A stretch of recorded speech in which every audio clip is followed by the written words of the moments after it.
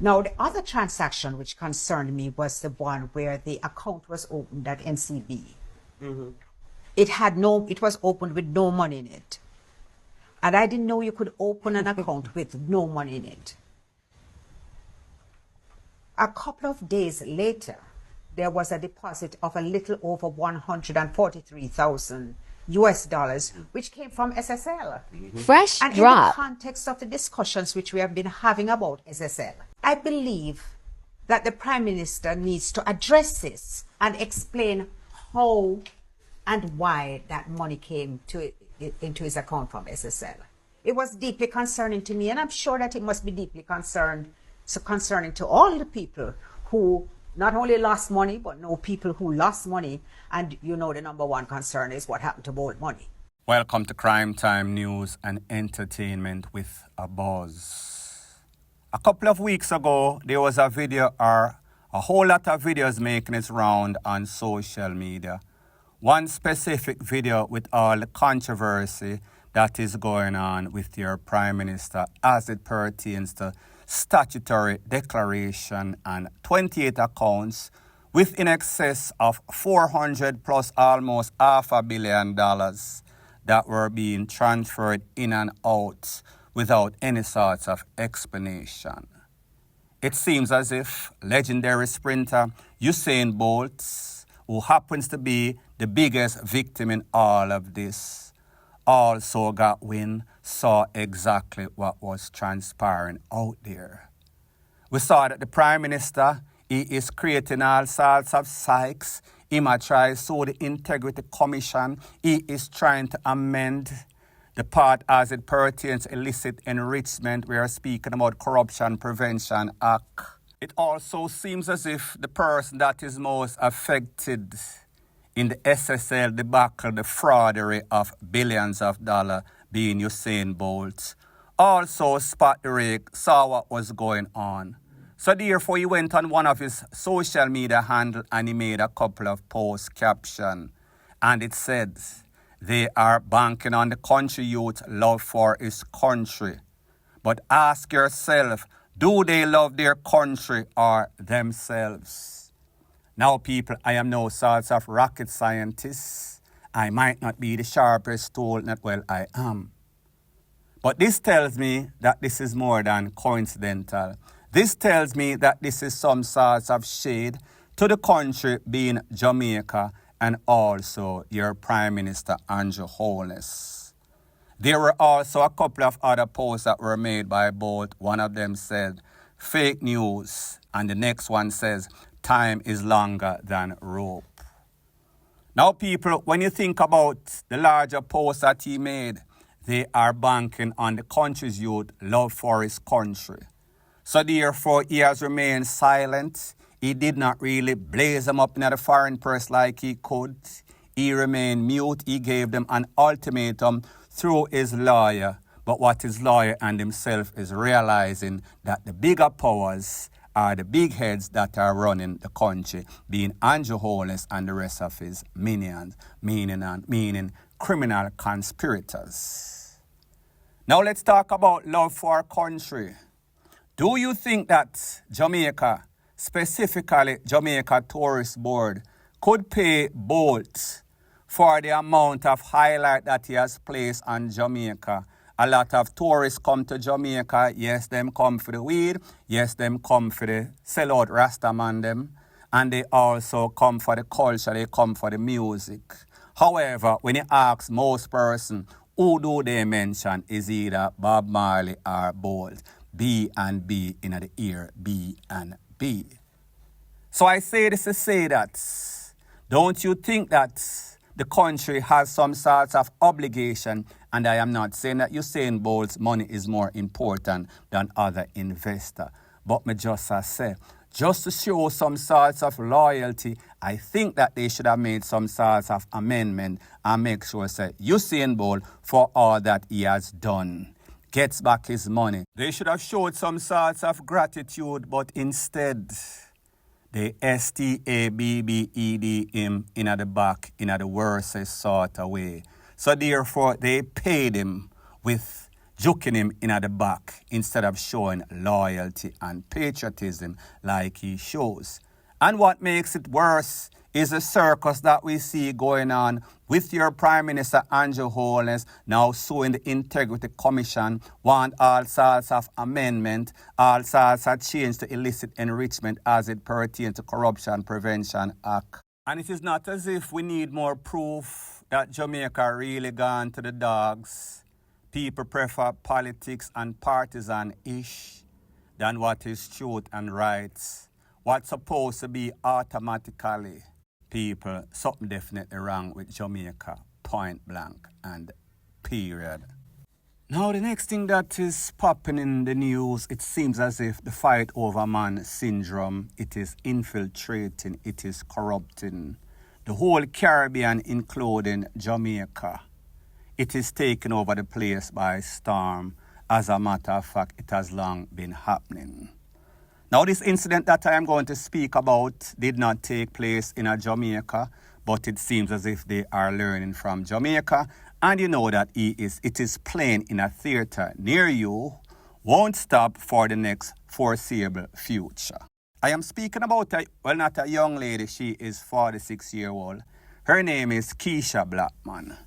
Now, KEISHA have a man that we would consider to be a cheating ASS man. She heard that her man was out having some sorts of extracurricular activity with an ex-lady. She was walking with an ex-female relative. Maybe she was looking for the girl because she hears a girl a take with her man. So therefore, she was going to show and prove and make the girl know who was the baddest itch. It seems as if coincidentally they ran into that girl. Coincidentally, the man, top cheater, was with that girl. KEISHA decided that she and her relative is going to confront that girl.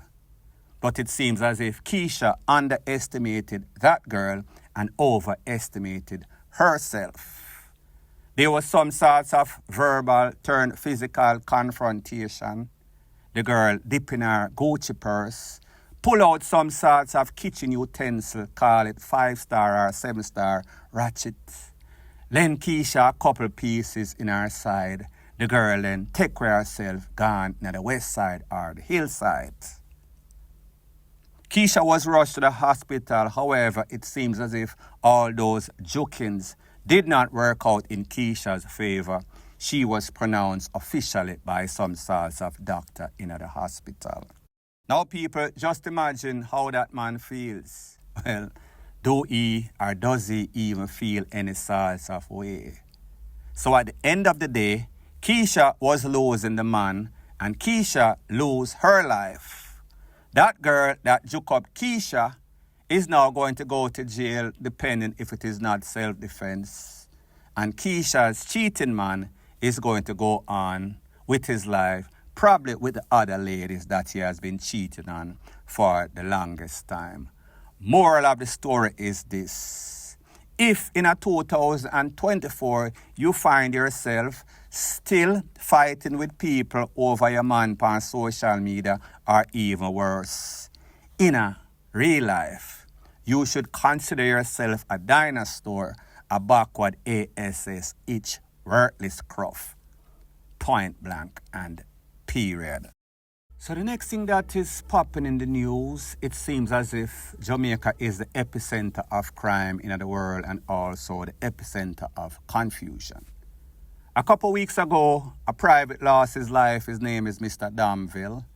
He was manning the place in a Denham town when, based on the information, there was some sorts of pie outs with the soldiers and some sorts of gunmen after some sorts of party. There was controversy as to whether it was friendly takeaway or whether it was actual GUNMEN. All of the YouTube pet detectives came out and they said, this gang, that gang, he, she, and the old lady. And then we got here say it is a popo that was involved and he was arrested and he was taken to the major investigative branch or division, whatever them call it. Well, people, it seems as if the JCF made some sorts of official statement and they are claiming that, listen, This man is not a popo. He is not a serving member.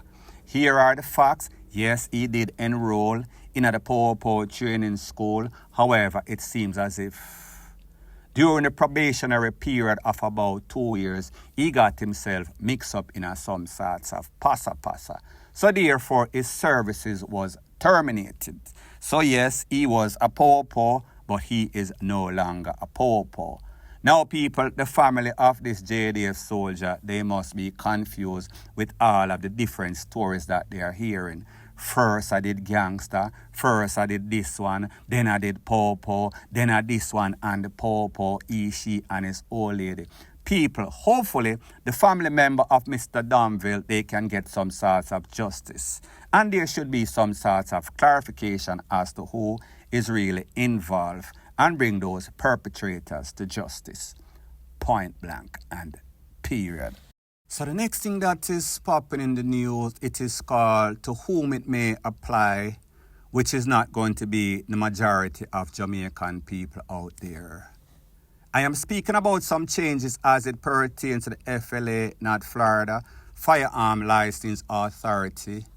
We saw that there is a drastic changes in the prices of new persons wishing to be licensed firearm holder, people that are renewing, and people that are late with their renewal fee.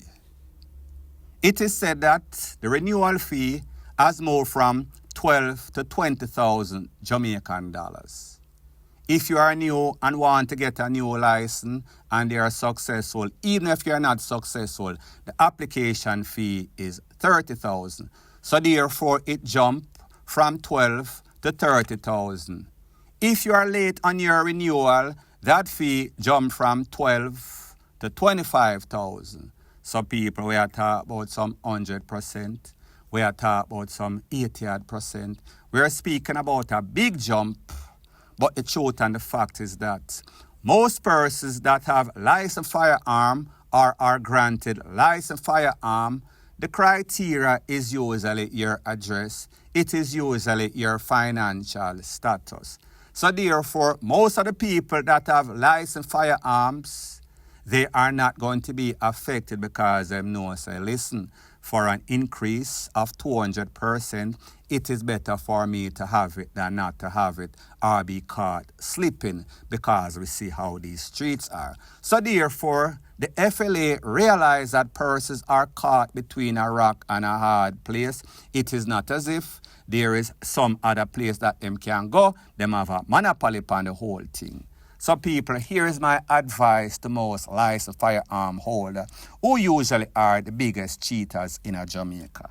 Get one less matey, have one less rent that you're paying, and women out there, if your husband have a licensed firearm, please when him come home, sniff him breathe, check him out, make sure say him smell the same like when him leave the yard. People, that is just a joke, I just say, to put some sort of light spin upon the news, which is always depressing.